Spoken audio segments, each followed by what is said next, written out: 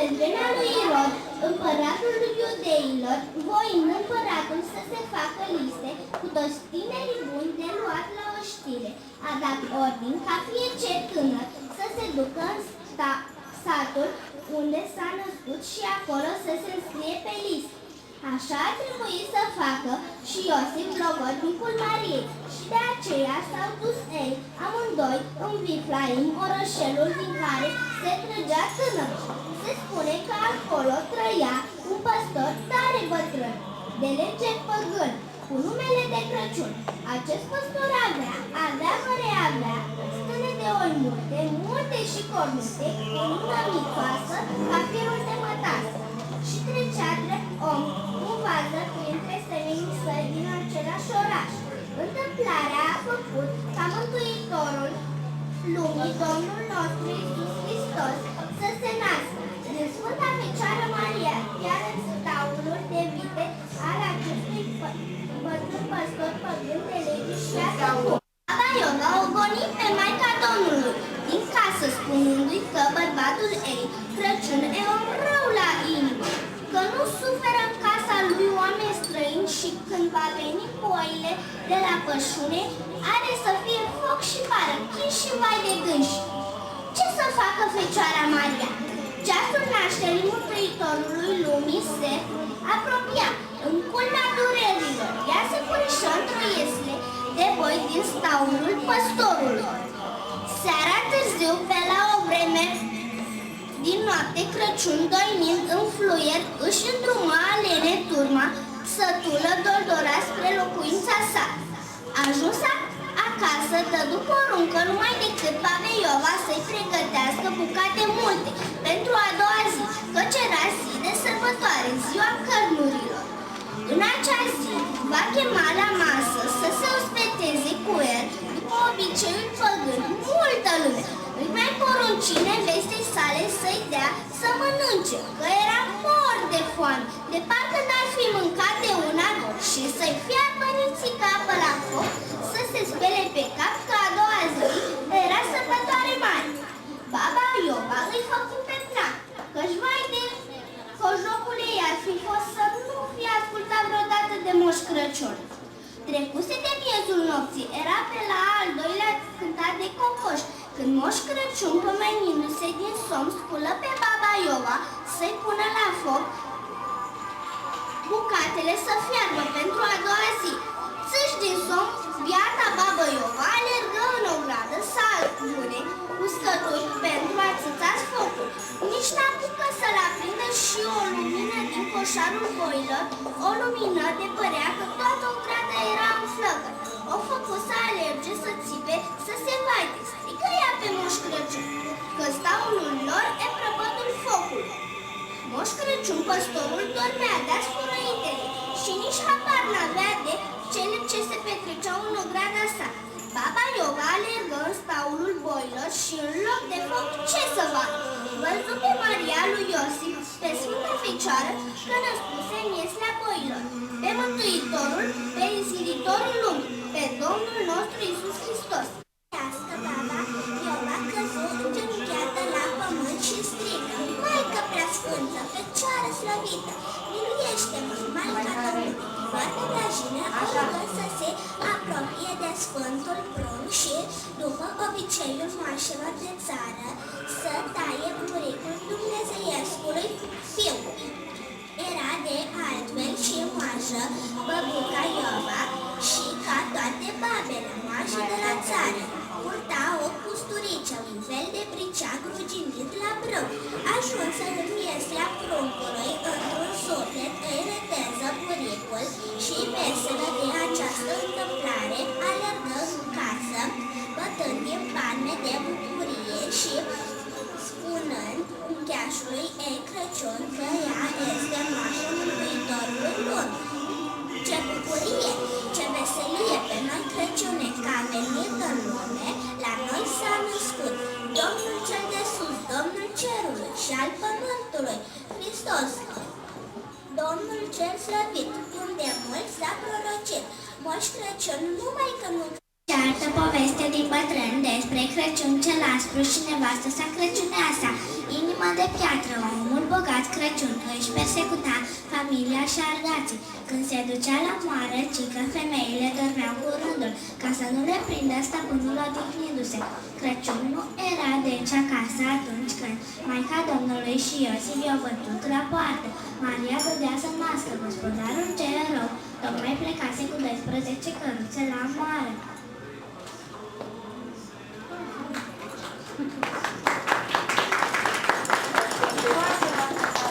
Bucuroasă v-ați lăsat, dar am bărbat rău și amarnic. Uită-te la fetele mele ce tare zbătute, de apoi eu privește ce vânătăi am pe trup. Fecioara Maria a privit-o cu milă, văzând cât de zdrobită era Crăciuneasa, zicând: lasă-mă măcar în ocol să mă ascund, nu mă mai țin picioarele, se apropie ceasul nașterii. Femeie miloasă îi făcu loc în staul lângă iesla vitelor, unde credea că bărbatul ei n-are să o vadă pe Maria. Acolo un graj a născut Fecioara Maria pe Mesia. Boii i-au făcut loc în iesle unde să-l culce pe băiat. Într-un târziu, iată și pe Crăciun, întors de la moară pe la crâșmă. Fiind beat, Crăciuneasa i-a dat bărbatului de mâncare, l-a descălțat de ciubote, l-a dezbrăcat și l-a culcat ca pe un copil. Crezând că doarme, Crăciuneasa a pus cazanul de fierufe la foc.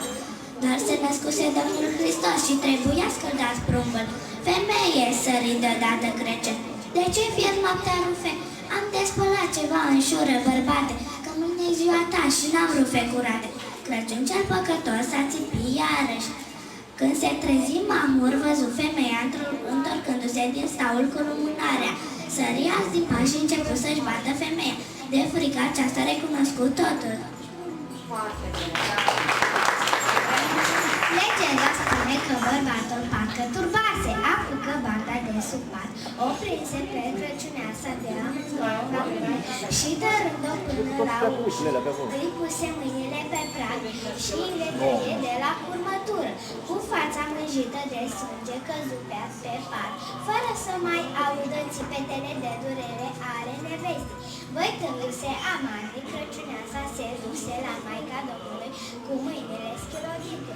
Uite cum a ciunțit bărbatul. Maria îl grăi. Unde ți mâinile? Pe prag afară, tăiate cu banda. Adă-le încoace, făcu Maica Domnului din patul ei de baie. Atunci, Crăciuneasa fugi și aduse mâinile cu dinții. Pune-le în scăldătoarea băiatului, a zis Sfânta. Atunci femeia lăsă mâinile în apă, Iosif a dus copaia până la lehuză. Atunci Maica Domnului îi lipi mâinile ciunge. Crăciun trezit din beție merge spre staul după Crăciuneasă și ce-mi vede tot grajul e numai lumină, sus îngerii cântă, cuprins de lumină. De momentul fericit, gospodarul se aruncă în genunchi și se închină. Nu te teme, Crăciune, îi zice blând Maica Domnului, de lângă om e Iosif. Dumnezeul cel Sfânt a dorit să ajungă la casa ta și să facă minunea asta ca să-ți arate și ție că s-a apropiat împărăția cerilor. De azi numele tău e menit să fie pomenit în veac de toate națiile pământului, iar ziua ta de azi, Crăciune, va fi pomenită odată cu nașterea Fiului meu Sfânt. Crăciun și Crăciuneasa stau în genunchi uimiți de lumina ce se revarsă din cer asupra pruncului lui Dumnezeu. Vreau să fiu aspru pedepsit pentru fapta mea, zise Crăciun, podidindu-l lacrimile zguduit de remușcări, deoarece a tăiat mâinile femeii tăi. Și acum să vă prezentăm tradiții și obiceiuri de anul nou în lume. Anul nou în multe zone din Europa este asociat cu superstiții și preziceri. De exemplu, în unele părți din Elveția și Austria, localnicii se costumează pentru a sărbători ajunul zilei de Sfântul Silvestre. În anul 314, oamenii au crezut că suveranul pontif al acelei perioade, care se numea Silvestru, a capturat un monstru de mare ce va scăpa și va distruge lumea în anul 1000. Pentru că acest lucru nu s-a întâmplat, toți au fost fericiți, dar în amintirea acelei spaime, oamenii se îmbracă în costume neobișnuite. Foarte bine.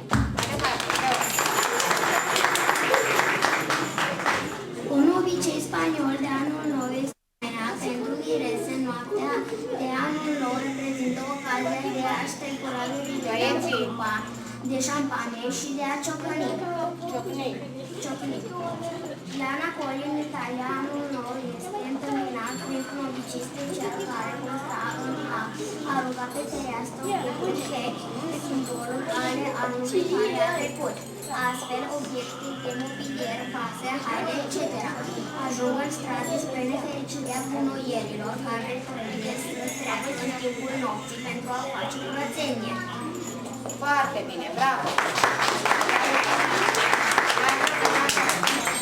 Rușii, la fel ca și românii, obișnuiesc să bea șampanie la miezul nopții și după ora 12 să deschide ușile și ferestrele pentru ca noul an să intre în case. Foarte frumos!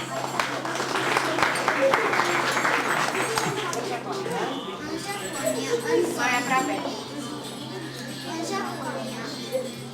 În Japonia, în zorii dimineții, doi vecini spun konnichiwa în semn de bună ziua. Când tatăl meu pleacă la lucru, mi-e dor să strig Itterashai, adică du-te și vino cât mai curând. Mi-e dor când de prieteni mă despart să spun Matane, adică pe curând. De sărbătorile de Crăciun japonezi, se adună la un membru al familiei și petrec această sărbătoare în tăcere. Este o sărbătoare copiată de la americanii pe care ei abia acum o descoperă, sărbătorind-o prin tăcere. De anul nou, ei merg la templu pentru a se ruga. Cine a spus că... Mai aproape! Cine a spus că sayonara înseamnă adio? S-a înșelat, înseamnă de fapt la revedere. Voi spune doar atât, akemashite omedeto gozaimasu, adică la mulți ani.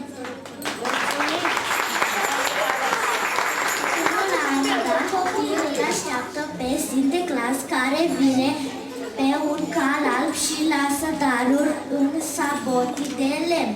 În ajunul sosirii moșului, chetuțele sunt umplut cu fund și zahăr pentru calul moșului, iar dimineața când se trezesc, micuții le găsesc pline cu daruri. Finlandezii îl dau pe Julpuchi, cel care vine dintr-un ținut în forma unei urechi, despre care se spune că ar fi modul prin care moșul ascultă dacă micuții sunt sau nu cuminți. În Suedia, Jultmote are o înfățișare diferită. El este reprezentat ca un pitic îmbrăcat în roșu, cu barba albă, mare amator de orez cu lapte, mâncarea tradițională de Crăciun a suedezilor.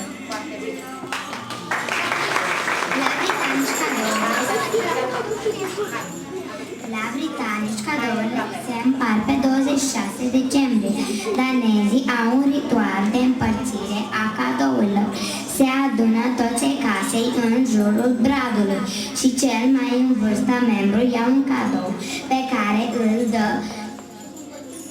persoanei destinate. Aceasta ia la rândul său, amintind de steaua din Betleem. În Cehia, tradițiile sunt mai aspre și mai înfricoșătoare decât oriunde. Din bătrâni se spune că numărul celor care stau la masă trebuie să fie obligatoriul 4. Superstiția mai avertizează că acela care se va ridica de la masă înainte de sfârșitul ospățului va muri în anul care urmează.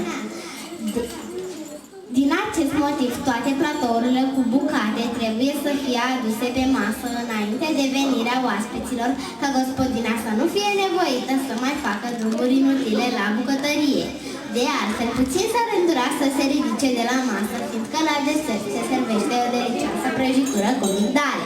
Foarte bine, foarte bine, bravo! Legendele spun că Moș Crăciun locuiește în Finlanda, la muntele Urenche, însă în timp ce moșul ajunge în alte colțuri ale lumii noaptea, copiii din Finlanda îl așteaptă pe bătrân în timpul zilei. Moșul bate la ușă și întreabă: copiii din această casă au fost cubiți? Iar răspunsul este afirmativ de fiecare dată și moșul este invitat să poposească și să izgolească sacul. Seara lumea se strânge în curtea bisericii pentru a participa la slujba specială de Crăciun, iar apoi fiecare familie aprinde lumânări pe mormântul rudelor. Tot aici, dacă vrei să-ți meargă bine, se recomandă să ai o provizie considerabilă de prăjituri și să nu lași pe niciunul dintre musafirii care îți trec pragul casei să plece până ce nu a gustat din ele. Din budinca cu orez cu migdale se păstrează și o porție pentru spiridușul care trăiește în pod. Dacă el va servi din prăjitură, înseamnă că va veghea în continuare asupra prosperității casei respective. Foarte bine, bravo! Ultima țară, România. Hai! Mai aproape. În România, specifice acestei perioade sunt colindele, aceste minunate cântece de Crăciun care preamăresc nașterea Domnului sau îi laudă pe Moș Crăciun și pe Moș Ajun.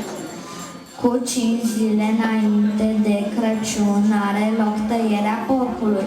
Obiceiul se numește ignat și are loc pe 20 decembrie de Sfântul Ignatie. Nu ești prezent aici mereu, da? Noi, băieții, v-am prezentat plugușoare. Vom prezenta. Vom prezenta plugușoare. Hai, Andrei, nu ești. Hai, Andrei. Du-te dincolo. Rămâi aici. Și hai. Plugușor, michitel, cu rotițele de fier, cu capul lui tăruță, tras de 10, pui de mâță, unul lung și unul scurt. Încolo că mă duc. Dați-ne, băieți, dați-ne câte o părăluță să ne facem băsmăluță. Dați-ne câte un covric, căreia naiba de fric. Dați-ne că și tata când trăia, tare mult ne mai dădea. Doi boi, două vaci, scoate babă din colaci. Dacă nu scoți babă colacul, o să rupă boii placă. Zurgăle și glopăței. Înguruță, mai frate! Doi de ură, doi de fură, doi cotrobăiesc prin șură, iar unul mai hoțoman îți găina de gâtlan și o bagă sub suman. Zurgăle și glopăței. Înguruță, mai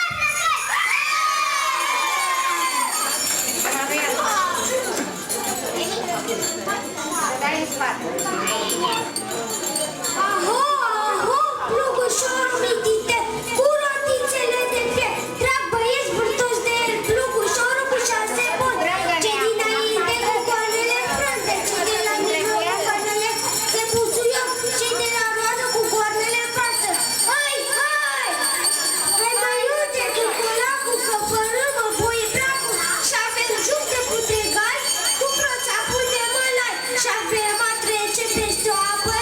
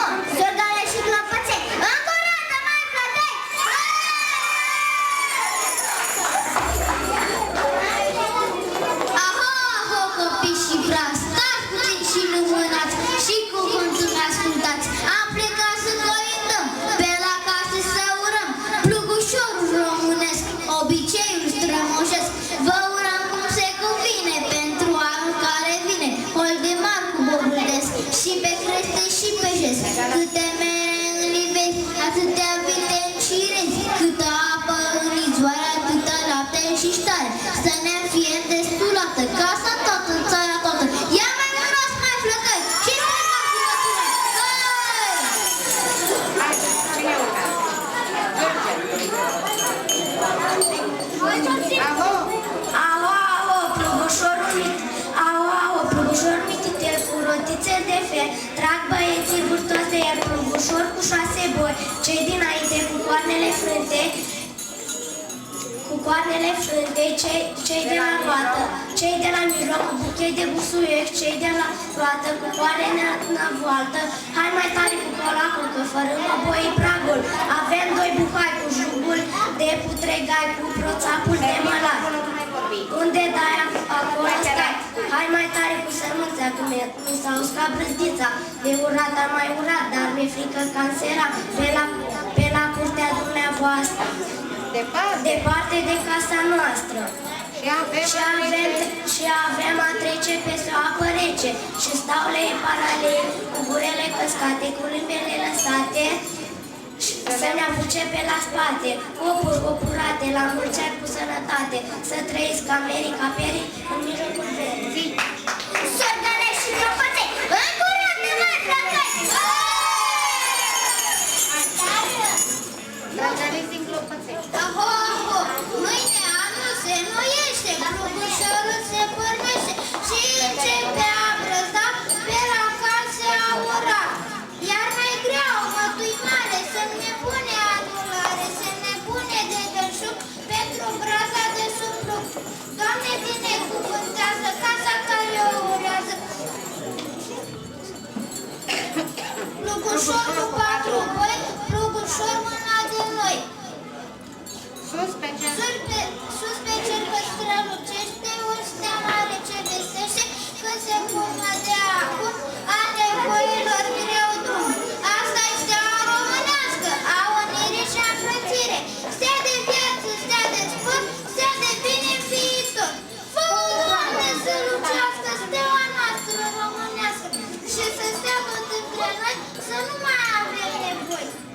Anul nou ne aduce nouă timp mai bun și viață nouă. Anul nou să ne fie început de veselie. Mari pe mici, nori prigonii, mici pe mari nu vor răbire.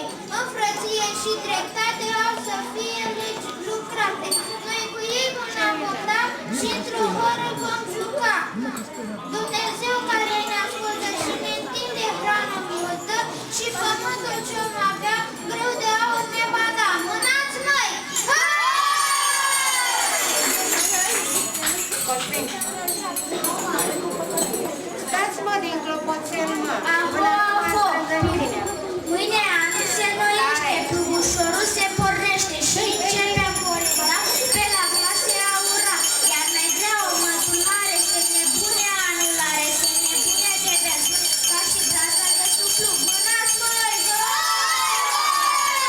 Aho, plugurel, mititel, cu rotilele de fel, plugușor cu 6 boi, plugușor mâna de noi. Nu ca plugul lui Tărât, să treacă 10 pui de mult, să unui lung și altul scurt, să colacul să mă duc, toată brază mai flăcăi, mânați noi și și când grâul a fost coptră, era și mânturat în care l-a încărcat și la moară a plecat. Acolo l-a măcinat și a făcut un colat pentru sa. Pe piatra mării măsurat, în cuptor l-a văzut pe fiță și l-a scos afară coprință. Și l-a tăiat în două și ne-a dat și nouă. Ne-a vrut în 5 și am dat și la Cali, care s-au murit barbură și nu eu nicio urătură. Mânați, măi! După neasa gaza, acum o compor la curăr, un petit frumos pentru plugărăș scos și l-a tăiat în două. Și ne-a dat și nouă. L-a tăiat în 5 și mi-a dat și mie, că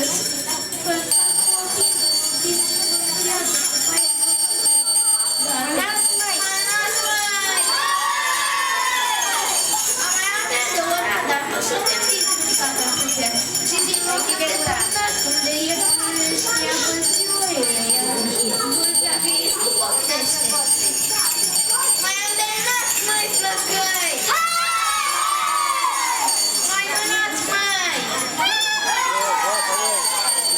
Gata. De 7 mese șofer. Dacă l-a scos în tinde, l-a scos cu tot cu printer. Îl întorceau 12 cu bani. Când o mai veni la anul să vă găsim în băbăciți, caferii, în mijlocul verii, ca toamna cea bogată de toate feluri gata. Busuioc verde pe masă, rămâi gazdă sănătoasă, la anul și la mulți ani. Zângăle și clopoței, încuroasă Aho, ho, ho, seara lui Sfântul Vasile, să vă fie gospodați de bine și nouă de folos, că suntem plugari de jos, o sărată, nou urat, noi plugari ne-am adunat, de prin dealuri, de prin păi, tot plugari de al de noi, și ne-am dat cu ei clopoțel vălțat, să stăm din câinii din sat, că așa-i de la Dumnezeu, Sfântul lăsat, nu-i de la noi începutul și nici la noi sfârșitul, așa-i de crânul meu și pământul, iar voi plugarați vârtați, stați puțin și nu mânați, în zăbrele vă răsmați, pistolele vi le încărcați, de opici vă grijiți, harapicile vi le pregătiți, ca să mergem la Arad, i-am înrotat, iar sunt mărcine-i culcat, trei gruian și cunova, și gruian mereu spunea, când care grad ar pleca, iar Novac îi răspundea, măi gruiene, măi voinice, tu care vrea nu te-ai duce, că cine a ascultat de mine, Dumnezeu i-a dat mult bine.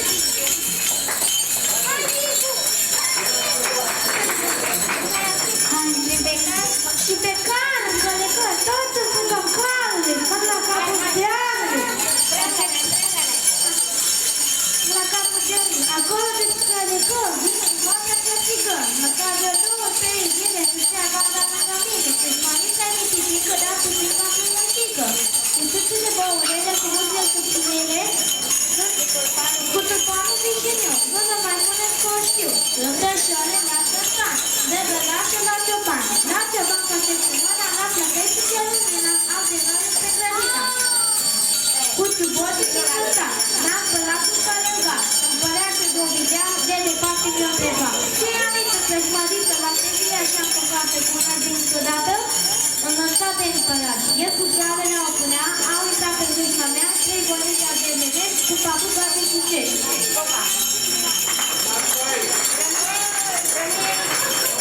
Este cel mai mare liu cu mustața spin. De greu are o gășuriță așa, de 50 de kg de sat.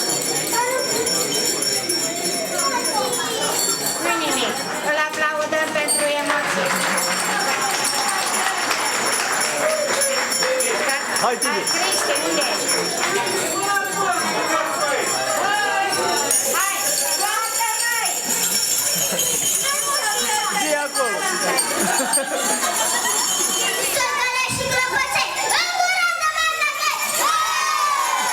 Să vedete mălacul așa, gospodaci, gospodine și vă așa fine. De dormiți, de nu dormiți, parcăm să vă treziți. Dați-le cafele așa zici la noastră. Noi pluganii cu Luca, pus să și fără plugă de când s-a înșerat. Noi plugă ca Luca. Plugai și noi să nu plugată mai plugare. Gospodarii s-a stat și ascultat ferească așa în seara asta. Iar cu baia din sat am plecat după surat. Într-un sat în locul mai tare mai aproape. Să-mi găsesc o fată bună mea la așa mereasă. De la mine a fi acasă. Frumos nu mai avem, că mai rău prima. Frumos și că nu plece. 80 de ani aveam. De urmă de frumoasă. De frumoasă de ferie. Văzută prin casă. Și de rănușa de bine. Și de rănușe. Nu se zice parcă de mâncare n-am ce zice.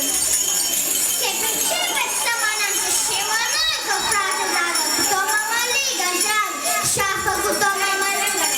De nici câini nu mănâncă, nici mătanul de pe hol, nu mănâncă să omori. Și de crudă ce era, nici la fost nu le plăcea. Zângăle și clopoței, încuroasă mai plăcăi! Mi-am dat asta mai mică, ard-o focul mult mănâncă, focul 65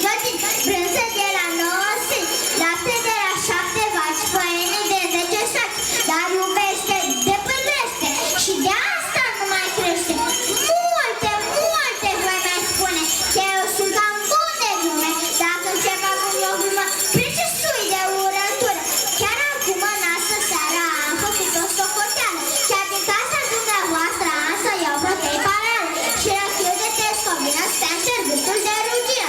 Cum visam așa deodată, am văzut doieu de fată. Mă copri și gândesc-o, de-am rămas răstit pe loc. Limba mi se pleticea, de-aia mi se bibeia și inima mi-e bătea, ca un ceas în mine făcea. Și-aoleu ce-aș fi făcut, ochii fetei să-i sărut, mă uitai ceva mai bine, aoleu și vai de mine. Nu-i nici fată, nici nevastă, era mâța la fereastră și stătea mâța și privea, cum mă îndrăgosteam de ea. Foaie verde, foi ca plopul, am avut și eu un socru scurt și gras ca polopocul. Ține-n gura futulie, soca mea că-mi nurdolie cu părul de tuci. N-ai de unde să-l apuci și-a aruncat pe cap de o vară de la spălat și mai are în coș un cer din 30 de piei de miel. Iar când se îmbrăca în Amila, era înaltă ca Camila. A avut și ea bărbat și la dragostea găsând, era mic și clăpănat și bătea noaptea din pat. Mai purta și evatat de velură cam răscat. Pălerica mexicanii cum le poartă gogomani, sudele și clăpăței. Opriți plugumai, plăcăi!